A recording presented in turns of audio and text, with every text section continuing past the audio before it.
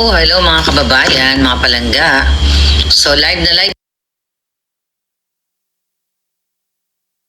sa Netherlands. Kaya tuloy-tuloy nating labanan ang malupit na kasinungalingan at korupsyon ng Marcos Bangag administration. Kaya di natin tatantanan ang paglantad sa kanilang mga katiwalian. Kaya please subscribe na sa Boljakan. Alright, and Boljak TV. Okay, pag-usapan natin, update. Well, sa ngayon, hindi ako nakapunta dun sa detention area dahil it's a labada day-to-day at medyo napagod itong mga Navy SEAL ko sa kalalangoy. Kaka-practice, kaya hindi kami napunta. I'm sorry mga palangga, hindi ako nakarating dyan. May nag-message sa akin from the saan ba siya galing? I-post ko mamaya palangga yung message mo. So may mga dumating. Araw-araw kasi may dumarating na iba't ibang mga kababayan natin from all over the world. America, Asia, Europa. So ngayon, hindi kami nakarating. Pero kahapon, nandoon kami kung saan nakita niyo naman yung interview natin na namin pala, hindi lang pala ako, with Vice President Sara Duterte at Kitty Duterte. Talagang napaka laging revelasyon o laging pasabog dahil inamin ni Vice President Sara or na siya ay nagkaroon o nag-gain ng relationship with her sister and her father, Pangulong Duterte. Dahil sa nangyari kay Pangulong Duterte, ito na daw po ang pinakamahabang meeting niya sa kay PRRD at lalo silang inilapit sa pangyayaring ito ng kanyang kapatid at ang kanyang ama. So kung meron ng magandang nangyari sa panggigipit o pangingidnap ng Marcos Bangag administration, yung lalong nagbuklod ang pamilyang Duterte. Diba? At ganun din ang pagbuklod natin, no? Ang pagbuklod nating mga supporter, mga follower. Ayan, ang ganda ni Kitty, dalawang maganda in one frame, sabi ni US First. Abay, syempre, pinagsabi nga na parang anak ko na daw si Kitty. Nako, mga palangga, mas matanda pa yung anak ko kay Kitty. My kids, they are 28. Well, going 29 and 25. So, sabi ko nga, compliment sa akin yun kasi magti-21 pa lang yata siya. Her birthday is coming up at dito siya magbe-birthday sa, di ba sinabi niya kahapon, dito sa The Hague, sa Netherlands. At ako naman, papasaan ba? At sabi ko nga, sinadya lahat ito ng Diyos kung ano man itong binigay niyang pagsubok sa ating lahat. Alam nyo, kanina, medyo napagod kami talaga. Naghiga-higa lang kami ng bonggang-bongga, din laba-labada. Na we're still talking. Na nalulungkot kami, nakikita namin yung initial appearance ni Pangulong Duterte doon sa ICC. Bago ako mag-vlog, pinanood ko, naiiyak pa rin ako, nalulungkot pa rin ako. Pero sabi ko, I think kung ito ang paraan ng Diyos na gawin o ng tadhana na gawin sa mamamayang Pilipino para lalong mag-alab at magising ang kanilang damdamin, baka ito na nga yung binigay sa atin. Kaya huwag po kayong tumigil sa patuloy na pagsuporta kay Pangulong Duterte. Again, sa lahat ng may kakayahan na pumunta sa the Netherlands, just keep going. Travel, organize. Hindi tayo titigil. Kahapon dyan sa Davao, was it in Davao, sa KCC Mall, grand opening, mention sa akin, yung mga tao doon, I believe si Bangag yata imbitado doon pero hindi siya pumunta. Yung mga tao, hindi lang sila excited para magpahangin o magpalamig doon sa mall na yon, pero excited sila, sinisigaw nila ang pangalang Duterte. So isa yun sa mga palatandaan na saan mang panig ng mundo ay minamahal ang Pangulong Duterte. Alright? So yan ang number 1 na patunay, kaya wag po tayong tumigil. Nandito lang kayo, kung hindi nyo man ako makita, okay lang yun. Ang pinunta nyo naman dito is para si Pangulong Duterte, di ba? Hindi naman para sa kung kanino man, kundi para sa pamilyang Duterte. So pag pumunta kayo, makibahagi kayo dito sa mga chikahan or usapan diyan sa ICC. Dahil non-stop yung tao, di ba? Come and go, come and go. Talagang nagbayanihan. Kahapon may dala ng piko, ng kape, ng puto, libre yun. So binigyan kami at even media, binigyan kami lahat, ice cream, si Menchi, lahat. Thank you guys. Sobra pong bayanihan. Talagang pinapamalas ng mga Pilipino ang talagang tunay na mabait. Of course, except the bangags. Diba? Dahil ang mga bangag na yan ay kidnapper at magnanakaw sa kaban ng bayan. Alright. Gusto ko rin pasalamatan si Alvin and Tourism, di ba? Ay, Alvin Palangga, na yung batang yan, talagang matyaga din, talaga na nagtutok. Hanggang ngayon, tumututok, halos everyday sila nandiyan siyaan.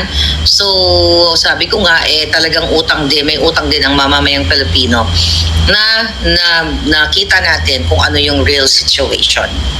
Cotabato ba? Sorry, not Davao. Okay. Sabi ni Dear Kuya Helen, sa Cotabato City po, ma'am, hindi, mali. Sa Cotabato City, 0 votes si Bangag dere sa Amua. That's good, Palangga. Tama, sabi ni Elmer, sa Cotabato, KCC Mall. Oo, kasi may KCC Mall na nga pala sa Davao. Sorry, I stand corrected. Alright, dyan sa Cotabato, ang sinisigaw ng mga tao ay Duterte, Duterte. That's a good sign. Okay? So ngayon, mga kapapalangga, gusto nating gusto natin ipaalam sa inyo yung mga peking balita nitong gobyerno ni Bangag. Diba? May mga nag-comment na Miss Maharlika, kawawa naman yung mga Pilipino sa Qatar na nag-rally dahil sa kay Pangulong Duterte, kasi mag-rally, kaya nahuli sila. So kaya sabi ko nga noon, ang dami naman nagsabi na hindi po totoo na nag-rally sila. So ngayon, may nag-send sa atin ng video, actually, na galing sa kaibigan mismo ng nahuli. So ang problema dito sa embahada dyan sa Middle East, Philippine Embassy, ay kasabwat sila ng kasinungalingan ng Bangag Marcos.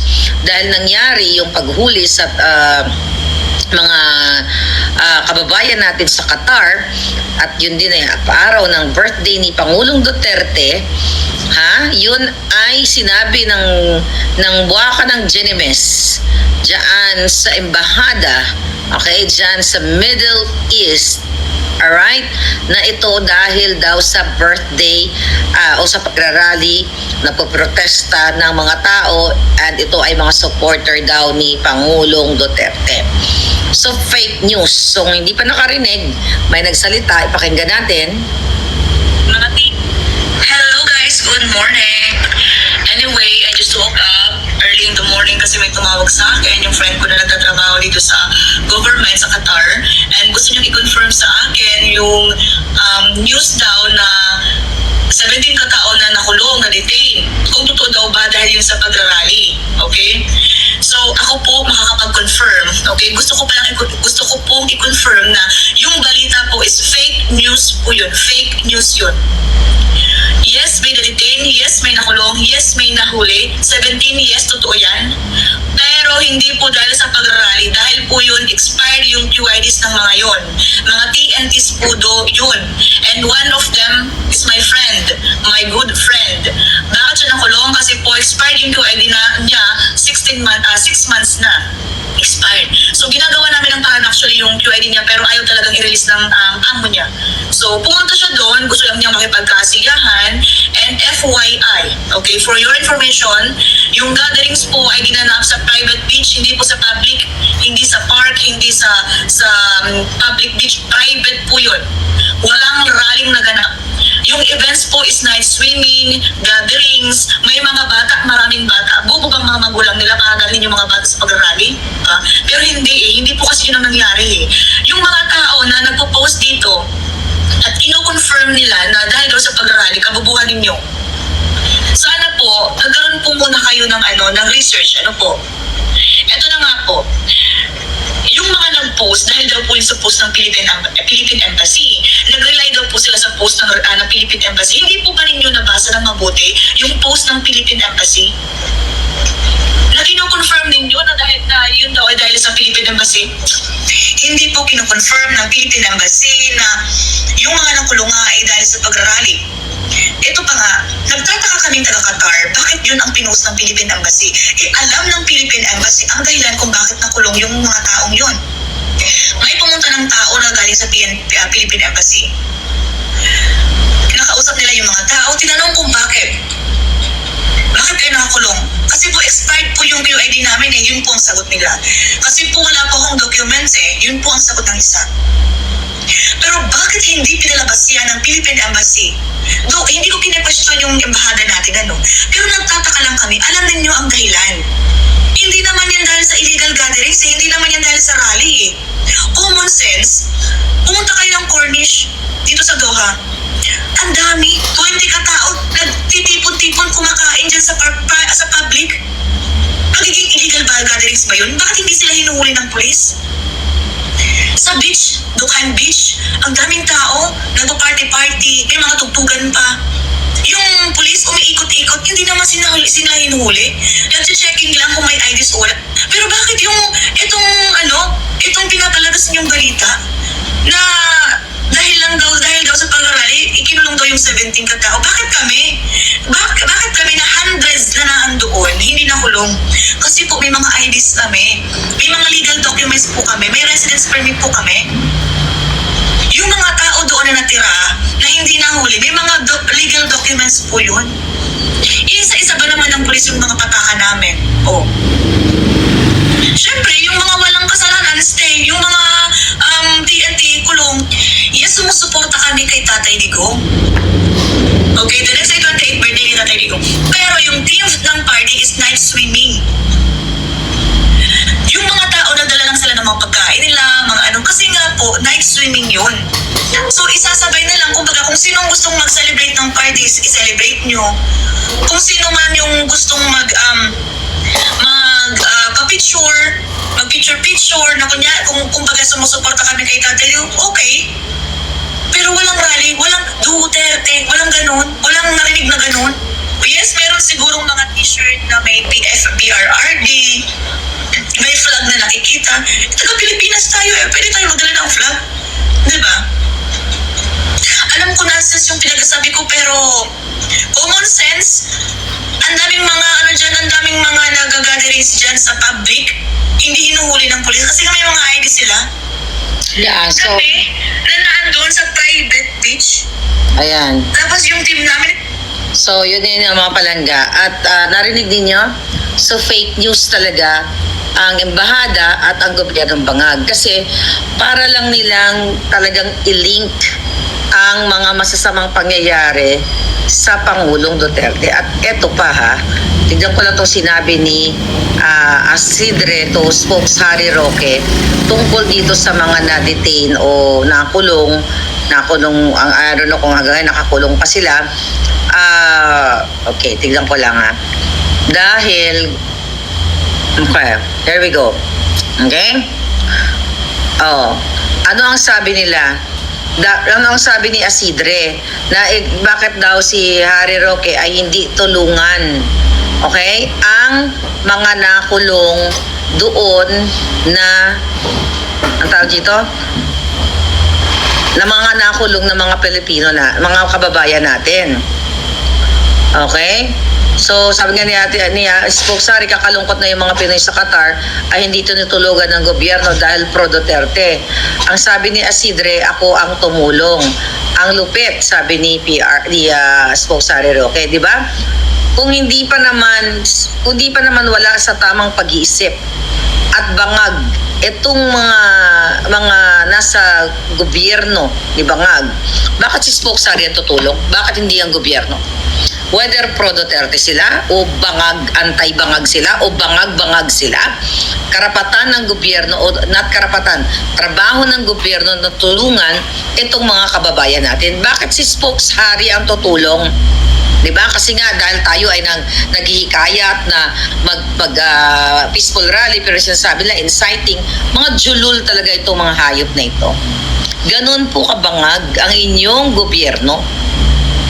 Ganon kabangag, narinig nyo mismo sa mga taga-Qatar, sa ating kababayan na isa sa kaibigan niya, hindi sila nahuli dahil nagdute-duterte sila doon or dahil sila ay illegal yung kanilang pagtitipon or what, kundi dahil sila ay may walang mga documents or mga illegal sila or TNT doon sa Qatar. So malinaw pa sa sikat ng araw na ang gobyernong ito ay fake news peddler. Yan po ang katotohanan kasi sa lahat ng kasamaan nila gustong ibato sa atin. Ano, dahil sa sobrang kasinungalingan ng gobyernong ito, bagsak na ang trust rating ni Bangag. Alright? Sa history ng mga presidente sa Pilipinas, only Bangag ang bagsak ang kanyang trust rating, mga kababayan. Habang si Bangag ay bagsak, pero high naman siya sa pulburon, ang ating Vice President Inday Sara ay talagang patuloy na umaangat at minamahal ng taong bayan. Dahil nga syempre, hindi naman siya Bangag. Hindi katulad ni Marcos Jr. na wala nang ginawa. Mukhang malapit na ngayong kanyang mukhang malapit na ngayong kanyang mukhang aaratayin na. Nakita niyo ba? Diba? Talagang bumulusok pababa. Habang siya ay low na low sa kanyang trust rating at isinusuka siya ng taong bayan, high na may naman siya sa pagsisingot. Okay? Kitang-kita nyo lahat yan, mga kababayan. Imagine nyo, mga palangga. Diba? Based sa survey from March 15 to 20, April na pala tayo, last month, ay talagang bumagsak ang Bangag, ligwak ang Jutang Ginemis sa 14%, di ba? 14% from 33% nung end of 2024, naging 19%, and now 20%, 14% ang kanyang iniligwak. Negative zero pa yan. Negative zero pa yan. While VP Inday ay patuloy na tumataas from 37% naging 42%. Ano po ang senyalis niyan? Ang significance yan, gising ang taong bayan. Nakikita nila na lugmok na ang Pilipinas. Lugmok ang mga kababayan natin. Ngayon, pinagbabalot na naman ang kanilang mga bagahe, nilalagay ng logo, ng picture ni Pangulong Duterte, nakasabi doon na may pinost-senior ako dyan, huwag nyo itong tamnan ng bala or else ipapalunok ko sa inyo. Mas may mga nakasulat doon na huwag nyo itong tamnan ng bala dahil hindi ito palayan o hindi ito taniman. Yan ang yan ang nakikita na ngayon, ayan ang nangyayari ngayon sa bayan. Okay, tutulungan na nga ni VP yung mga nagrarally. Actually, mga kababayan, hindi trabaho ng Vice President ang tulungan yung ating mga kababayan actually doon sa Qatar na yon. Ang may trabaho niyan, yung embahada doon. Kaya tayo may pondo, kayo mga OFW, kinakaltasan kayo ng kung ano-ano, buwis, at kung ano pang mga kinakaltas sa inyo.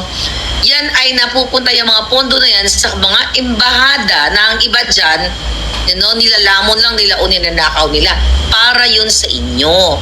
Just in case na may matrouble kayo, katulad nito, ay i-assist kayo dyan, tutulungan kayo, i-repatriate or kung may kaso or whatever, legal assistance,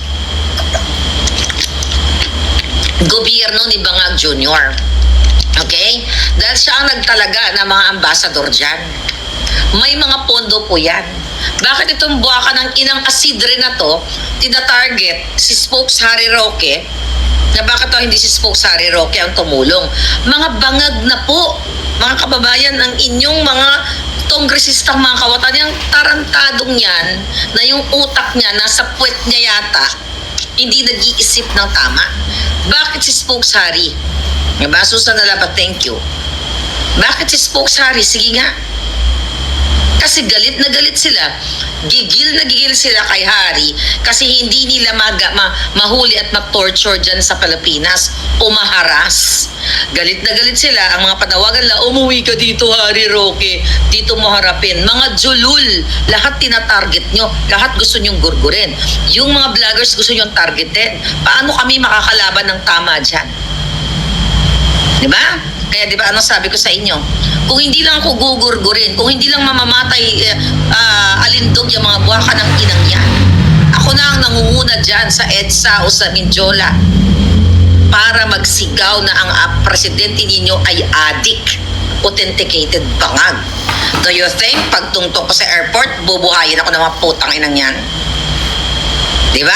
Kaya galit na galit sila. Gigil na gigil sila kay Harry, gigil na gigil sila kay Marley kasi mingiwi-ngiwi na kami ni Harry ngayon. May bago kaming pauso. You know, bangag-bangag, may bago kaming pauso. Gawin nyo nga yan. I-hashtag ng ngiwi-ngiwi, bangag-bangag. Kasi gusto nila, yan ang typical na mga manggugurgur sa Pilipinas. 'Di ba? Pag hindi ka nila nakuha sa pwersahan, 'di ba? Galit na galit sila kasi gusto kanilang, you know, gurgurin o torturin o kung ano pa man. Kaya po sila galit. Marley ka, umuwi ka dito. Saan ba ako nakatira? Definitely hindi sa Pasig, sa fabricated address na ginawa ni Lee Satanas. At ganun din ang ginagawa nila kay Harry kasi syempre palos din si Harry. O ngayon, nag-a-apply ng asylum. So, hindi nila basta-basta madampot. Kahit ano pang mga anuhan nila, pakipagsabuatan kung kanino man. Kaya ngayon, itong mga julol na to, yung mga nakita nyo, mga palangga na mga OFW, gusto ko lang po kayo i-educate yung iba na alam ko na hindi kayo nabe-brainwash. Yung pakikipaglaban para sa bayan o ang pagsuporta kay PRRD, hindi po namin kayo inuutusan o pinipilit. Kusaya na nararamdaman. If you want to spend money to go to The Hague dito, then go for it. Kasi yun yung nararamdaman ninyo. And I appreciate all of you. Ang dami kong nakachika-chika, picture-picture kami ng mga alindog namin, di ba? So, kusaya, hindi ko kayo kailangang kumbinsihin. Walang kukumbinsi sa inyo kasi nararamdaman ninyo yan. Pare-pareho lang tayo. Ako ba? May nagkumbinsi ba sa akin na suportahan ang Duterte? Even the Bangags. Kusa ko yun. So hindi po pwedeng sabihin ng Bangag administration na ayan, suporta-suporta kayo ngayon sa Duterte o tignan nyo, nadampot kayo o kumusta naman kayo. Where in fact, hindi naman talaga dinampot yung mga taga-Qatar, ay yung mga Pilipino sa Qatar dahil sa illegal na rally na pinapalabas ng gobyerno ni Bangag. At sabi ko nga palangga, gumawa ka man, nagkamali ka man, wherever you are, kahit saang bansa, mga palangga, ay tungkulin ng gobyerno natin na tulungan kayo. Hindi ni Roque, hindi ni Marlica, ang embahada ng Pilipinas. Kaya nga meron tayong embahada sa iba't ibang panig ng bansa, hindi lang yan mga consular services, kundi pag na-trouble ang mga Pilipino. Pero dahil julul at bangag yung presidente ninyo, pati yung nasa embahada, mga bangag na rin. Baka sumisinghot na rin yung mga hinayupak na yan. Kaya ganun yung kanilang pag-post ng mga kasinungalingan at ganun yung kanilang reasoning. Ito po ay hudyat na kailangan yung kumilos. Lalo kayong kumilos, huwag nyong itigil inyong pag-uorganisa ng mga peaceful gatherings ninyo. Like here, dito sa Netherlands, alam nyo, dito sa The Hague, non-stop yung aming picnic dito. Pinapauwi na nga ako eh. So open yung ticket ko. I mean, not open, wala pang one-way ticket, wala pang return flight. So still open, di ba? Kung kailan ako po magsistay, okay? Actually, yung mga kaibigan, pero isa palangga natin, kailangang umuwi. Itong isa kong kaibigan, pwede naman siya magstay. Sabi ko, gusto mo, ilabos na natin. I-maximize natin. Kung 90 days tayo pwede hanggang dito si PRRD, let's go. We will think about that. Kasi may mga eksena din kami na dapat balikan. At may mga trabahong dapat ayusin. So lahat ng fake news na ginagawa ng gobyernong ito ay talagang reason kung bakit bagsak ang kanyang trust rating. Recently, nagkaroon ng travel advisory ang China. Ano ang sabi ng China, mga kababayan? Alright. Alright. Meron ngayong travel advisory na for sure nakita nyo na. Okay. Saan na yung travel advisory dito? Alright. Okay. Basahin natin yung travel advisory ng China. Ang sabi dito, Chinese citizens in the Philippines and those planning to travel the Philippines are reminded to strengthen security precautions. In recent times, public security in the Philippines has been unstable. Philippine law enforcement agencies have frequently interrogated and harassed Chinese citizens and businesses. Political rallies, marches, and demonstrations have increased significantly in various places, and the security risk faces by Chinese citizens and institutions in the Philippines have increased.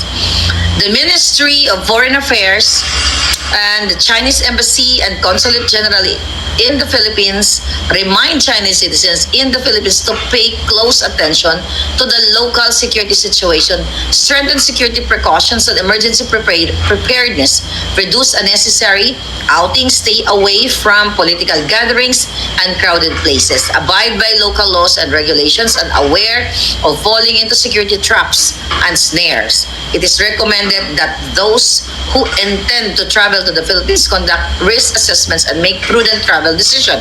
In case of emergency, please call the police, and the embassy.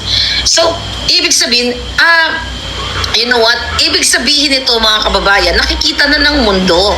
Not only Chinese embassy, recently, I think, nung may Amerikano na dun sa Mindanao na dinukot din, di ba? Nakalimutan ko na yung pangalan niya, yung vlogger. But anyway, dinukot siya, di ba? At hindi pa nga natatagpuan until now kung buhay pa ba siya o gurgur na. Natagpuan ba ang bangkay noong batang yon? Di ba? Sa Mindanao din yon. So ngayon, mga kababayan, eto yung impact na kapag bangag, tuginad sabi ni BF Channel. So ngayon, eto yung impact, okay, ng kapag bangag ang iyong presidente. Okay? Alright, tingnan ko lang to. Ano sabi niya? Okay. Ngayon, okay, sabi niya, mega, Mother Dragon, mega love shoutout, sabi ni Faye Rizam. Alright. Impeach BBM, not fit to duty, sabi ni Alden. Alright? Ngayon, okay, here we go. Okay. You know, even before, may mga talaga, may nagbabadya na nakakatakot na talaga na magbisita sa Pilipinas. Kahit nga Pilipino, takot How much more ibang lahi? Hindi ba kayo takot umuwi? Hindi ba takot kayo umuwi dahil tatamnan kayo ng bala? Or nanakawin yung mga bagay nyo? Recently, yung asawa ni Aisa Sigera, di ba? Nawawala yung gamit. May ninakaw. Only sa bangag administration. Hindi natagpuan ang bangkay ng American vlogger na yun, sabi ni Summer Rain. Oo nga, hindi na nga natagpuan, di ba? So, not only Chinese, not only US, not only yung ibang bansa, yung anong lahi nun? Polish ba yun?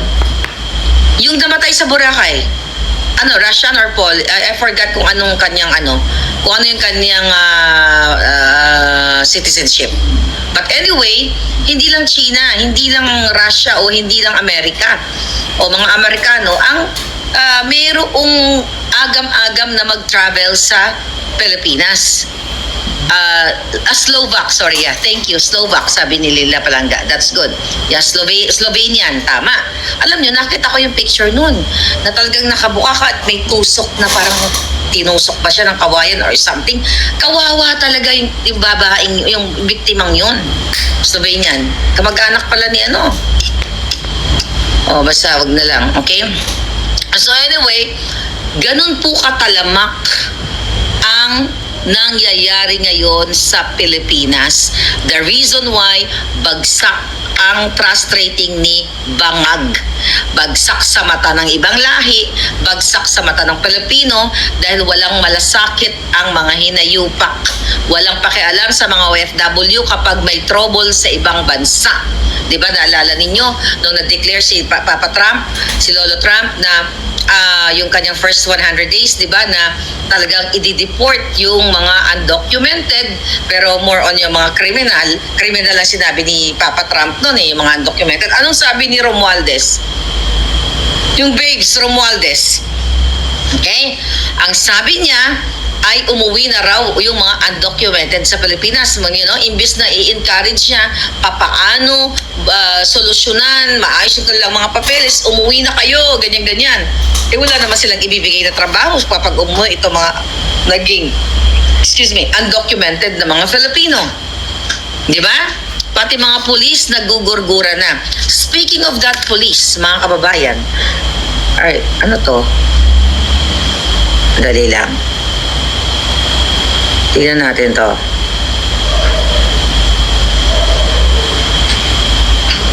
Hindi, lagi ganun. Okay. Sabi ni Julie, "Hi, Madam Maharlika, nasa Qatar po ako."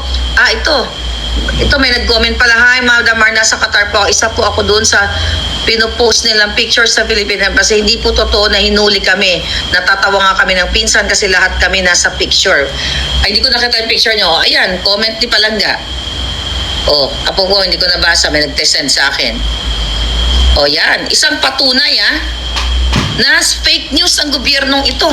So, ulitin natin yung mga sinasabing nahuli sa Qatar dahil nag-rally at illegal na nag-rally. Fake news po ng gobyerno ni Bangag. Kaya lalo kayong kumilos. Mag-party tayo sa kalsada. Huwag yung tigilan.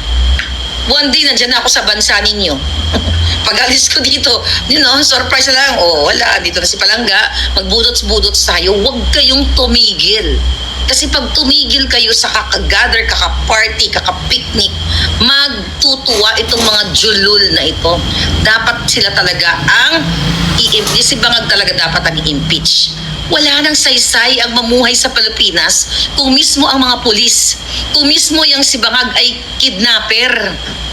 Ulitin ko bago pa kinidnap si Pangulong Duterte ay nangidnap muna sila ng 2 minor de edad sa Turkey.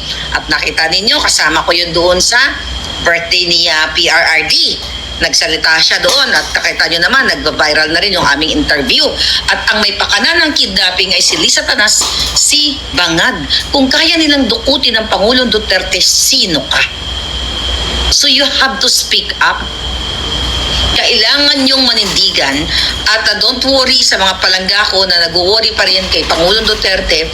Ginagawa naman ang paraan ni Vice President Sara para yung kanyang mga lawyer, mga team, yung kanyang legal team, at ginagawa nila ang lahat ng possibility na maipauwi na kaagad ang Pangulong Duterte.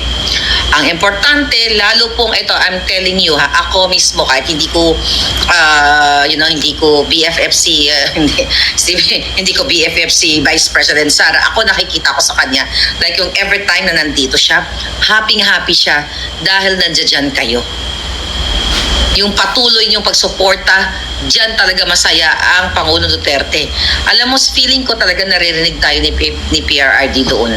Ako nararamdaman ko kasi hindi naman siguro na sa cubicle siya, no? Sayang pala, pero nakita naman natin, parang pinoshot ako ng itsura ng kwarto ni Pangulong Duterte at allowed naman sila magpahangin-hangin, 'di ba? Sabi nga ni Pangulong Duterte, nung una ayaw niya maglumabas kasi baka dumiretso sa gate. 'Di ba? Biglang dumiretso sa gate at umuwi na siya, 'di ba? Yun yung joke niya. So anyway, I believe na naririnig tayo. At aside from that, kung di ako nagkakamali, every day, di ba? Kasi nakikita natin every day nandoon si Vice President. Kahapon nandoon si Kitty, si Ma'am Hanilet. Every day mayroong visit ang family. So, meaning, nabanggit naman ni Kitty na talagang nagpapasalamat ang Pangulong Duterte at ginawa niya lang yung dapat para sa kanyang bayan. So, ang message na ni Pangulong Duterte, pasasalamat, gratitude, at the reason why nandiyan siya ay talagang para lang sa inang bayan. So, wag nating sukuan ng Pangulong Duterte. Ako kahit na hindi na po ako nakatira sa Pilipinas, di ba? Hindi ako susuko sa laban na ito dahil lahat tayo dito biktima. Lahat tayo dito biktima mga kababayan. Not for anything else. Diba? Na yung iba, syempre, yung dyan sa Pilipinas, may nabasa ko kay Pam sa third floor studio. Nag-uumpisa na raw silang, ano yun? Sabi ni Pam, the boat is sinking na daw. So yung iba, lumilipat na ng kabilang, tignan ko, basahin ko exact sinabi niya. Sabi ni Pambansang Dalaga ng Pilipinas, ng third floor studio, I thank you, Pam. Sinare mo pala yung picture namin ni Kitty. Okay, thank you. Alright. Oh. Sabi niya sa mga tatawid dahil the boat is sinking, galingan ninyo. 'Di ba? May mga tumatawid na. Ang ibig kong sabihin, ako politically, wala akong pakinabang dito. Unang-una, hindi ako tatakbo. Wala akong tatakbuhan. Pero ang gusto ko pong sabihin sa inyo, ginagawa natin to, lalo yung mga OFW, lalo na yung mga nagkatira na sa iba't ibang bayan, ginagawa natin itong support na ito dahil sukang-suka na tayo sa mga bangag sa paggigipit nila. Di ba? Dahil si Pangulong Duterte ay Pilipino. Di ba? Anong sabi ni Bangag noon na nangapanya siya? Babangon tayong muli. Walang maiiwan na isang Pilipino na magugutom chucho. Ay, buha ka ng inang Bangag. Ang Pilipino, si Pangulong Duterte, former president, ipinagkanulo sa banyaga. Tapos ngayon, ina-alert nila, sabi ni Browner, na naninindak, nananakot na, parang magkaroon ng Chinese invasion, gera-gera, kadyotahan yun. Ayan ay pagda-divert sa issue ng buy scam, di ba? Na salaula nila sa national budget at sa trust rating na bagsak ni Bangag at itong ginawa nilang Pangulong Duterte. Huwag po kayong fear-mongering yan. Yung mga buwaka ng ina, yan mismo nananakot na magkakaroon ng bang-bang-bang. Diba? Matagal na kayong tinatakot ng mga julul na yan. So wag kayong matakot. That I believe ang government ni Lolo Trump is not for war. Ang gusto nga niya magkaroon na ng pagkakasundo between China and Russia, diba? Yan yung mga binabanggit ni Lolo Trump na magkaroon naman na siya ng meetings with two powerful leaders. Not for bang-bang-bang. So itong gagong Browner na ito, di ba, ina-alert niya ang 250, parang may nabasa ko, ina-alert yung mga sundalo. Alam niyo kayong mga sundalo na mga pulis, magising kayo. Kawawa kayo. Lalo yung mga pulis na basa ko, delayed ang sweldo. Tignan mo ito yung pulis na pilit nilang tinatanggal. Ito pala Oh. Yung pulis, yung pangalan nitong pulis na to, asan ka na palangga? Senior ko yun si Font STV Vlogs. Ano sabi niya? Ito yung police. Tignan natin. Ito yung ginigipit din nila Dami message Ito si Palangga. Ito siya Ito diba yung nagsalita siya. Ito nakita mo ba siya? Ito sabi niya. May bago siyang pasabog na bonggang-bongga. Sabi niya PNP Finance Services. Yung CIP, CDP namin, 3 months nang delayed. 3 months, ano yung CIP? Hindi ko na-research. Can you comment dyan mga palangga? CIP, CDP namin, 3 months nang delayed. That is 6,000 pesos times 3 months. So, equals 18,000 times 228,000 personnel equals 4,104 million pesos. Okay? Is it 4 billion? 4 million. 4,104. Yeah, 4 billion. Times 1% per month. Sabi niya, interest equals 41,040,000 per month. Sabi niya nga dito, imagine 41 million ang kita nila kada buwan. Kung 1% monthly interest lang, paano na lang kung 2% or more? Ang laki ng kita nila, di ba? Mga garapal at mga buwaya talaga. Sabi ni BF Channel, CIP Combat Incentive Pay, thank you Palangga, and CDP Combat Duty Pay. We learned today. So Combat Incentive Pay and Combat Duty Pay. So ayun, delayed for 3 months mga kababayan. Eto pulis ito, tinatakot-takot din nila itong bata, itong hindi na pala bata, itong kababayan nating ang men in uniform natin. Sabi niya, ang laki-laki ng kita nila, mga garapal at mga buwaya talaga. Okay, sabi niya, yung PBB namin, ano yung PBB? Yung PBB namin, mahigit 1 year ng delayed. That is 20,000 times 228,000 equals 4,560 million times 1% equals 45,600,000 per month. Ang laki ng kita nila sa pera ng mga tropa. Ninakaw nila at ininvest nila kung saan-saan, pero sila lang ang kumikita at nakikinabang. Buti kung nakakaya nilang ipakain sa pamilya nila. Nakakaya talaga palangga. Yung mga perang galing sa nakaw, ang kakapal ng mukha. Ngayon, anong sabi ng mga administration? Na hindi totoo na may mga nagsasalitang pulis? Eto pulis ito eh. May mga asawa ba ng pulis dito? Palangga, kailangan nyo mag-speak up. Hindi binibigay yung inyong para sa inyo performance-based bonus. BF Channel Police ka? Okay. So, mga kababayan, okay? So, performance-based bonus. So, itong ating kababayan, may sinulat siya na inaano din siya, nire-reprimand siya ng mga jutang ginimis na PNP. Alright? Ng pamunuan ng PNP. Ayan, meron pa siyang update 11 hours ago. Dahil binigyan siya, inorderan siya ng PNP, sabi dito, yan pinapakita ko lang, eto mga polis, manindigan kayo. Ang sabi dito, ang pangalan pala ni Palangga, si Patrolman Francis Steve Fontillas. Patrolman Steve, malupit ka. Talagang naninindigan ka. Sana marami pang sumunod sa'yo, sir. Sana huwag kayong matakot. Huwag kayong matakot na what? Magutom or whatever. Definitely, pag nagkaroon ng panibagong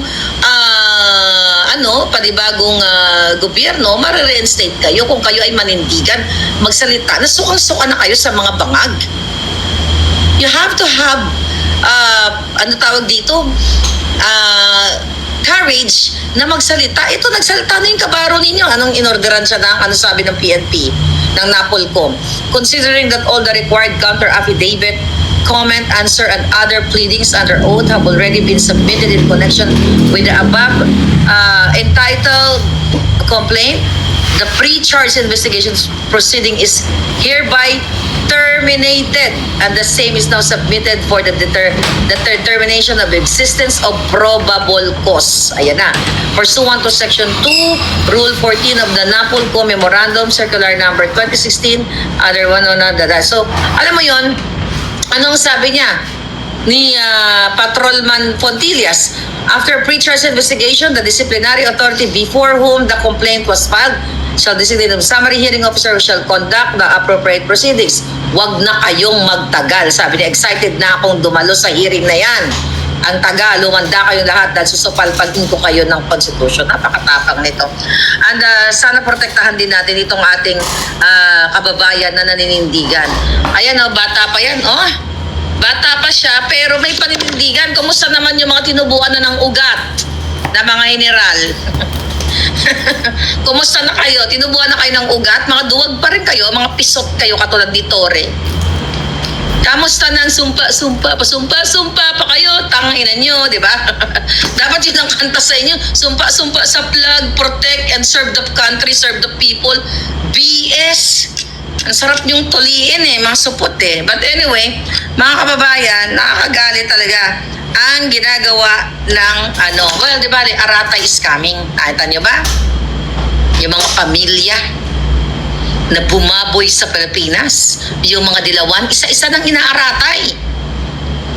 You know what I mean, di ba? Nauna na, nung nakaraang taon, inaaratay silang lahat. Kaya Aratay is coming. Tingnan mo si Bangag. Yung kanyang meeting with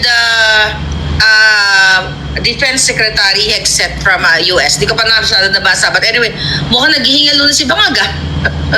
Parang hinahabol ng hininga.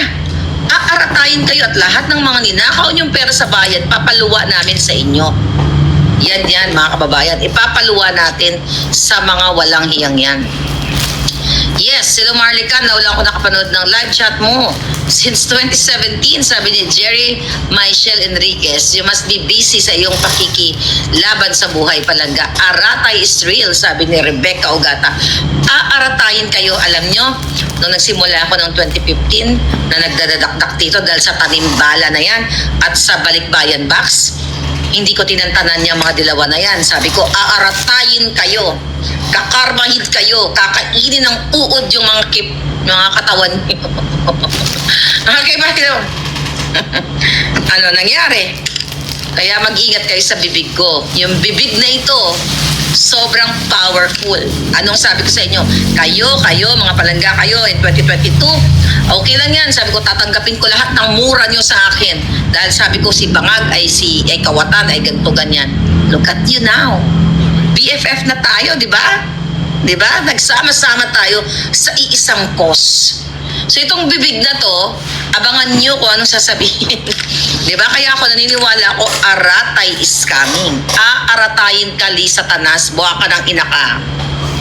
Hindi mo mapapakinabangan ang perang ninakaw mong drug addict ka, tsuktsakera ka, ano pa, kidnapper ka, smuggler ka, sinungaling ka, Photoshop queen, gago ka, i-edit, leche, nakaupo, tas yung paa ganito, kaiksi, may paa bang ganyan? Ano ka? Daga? Diba? Nakakaloka yung mga editing. Ay, naku, mayak. Ay, wala naman kahiyan yan, mga palagay.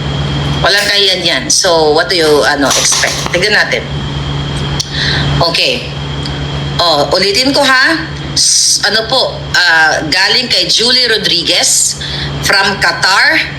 Isa siya sa mga, sabi niya, hi Madam Marlica, nasa Qatar po ako. Isa po ako doon sa pinost nila, na picture sa Philippine Embassy. Titignan ko yun palangga. Can you email me dyan sa maharlikazel@gmail or Maharlika Network? Email mo ako para makita ko, para, natin mamaya. Mai-post natin. So, okay, dagdag ko pa. Ito, panguling topic natin. Di ba? Anong ginagawa ng TRICOM sa aming mga vloggers? Kasama ako dyan na gusto nilang umattend kami ng kanilang kadyutahang hearing para i-contempt kami. Nakita ninyo kung paano nila tinakot yung aking mga kasama dyan na pag hindi kayo umamin na kayo ay mag-sorry, i-contempt namin kayo. Recently, may mga sa April 3, mga kababayan, supposedly may second hearing dito sa mga nagpakidnap kay Pangulong Duterte. Ano ang ginawa ni Bersamin? Tingnan dito. Ano ang ginawa ng mga siraulo? Ito. Ano ang ginawa niya? Ni Bersamin. Okay? Here we go. Okay. Dahil nabuking yung mga kasinungalingan ng mga kidnapper na kasama ni Bangag, pinakidnap ang Pangulong Duterte, in-illegal extract, inabduct ang Pangulong Duterte, di ba? Nagkaroon ng Senate investigation hearing dyan si Amy Marcos, na kung saan pinatawag niya itong mga kasabwat. Sila John Vic Remulla, yung mga julul na yan, nakita niyo naman kung paano sila nagsisinungaling. Kaya buwisit na buwisit ako dito kay Amy Marcos, hindi niya pa kinontempt. Napaka-unfair, mga kababayan. Kaya hindi mo na alam, hindi sa alam alam niyo kung gaano katalamak ang problema natin sa Pilipinas. Ito si Amy Marcos, okay, good thing na nag-initiate siya ng investigation. Pero nakita niya, nuknukan ng kasinungalingan, hindi pa niya kinontempt ang mga buwakan ng ina. Doon sa lower house, sa TRICOM, Tridorcom, ang mga vloggers ay tinatakot na mag-sorry or kung ano pa man.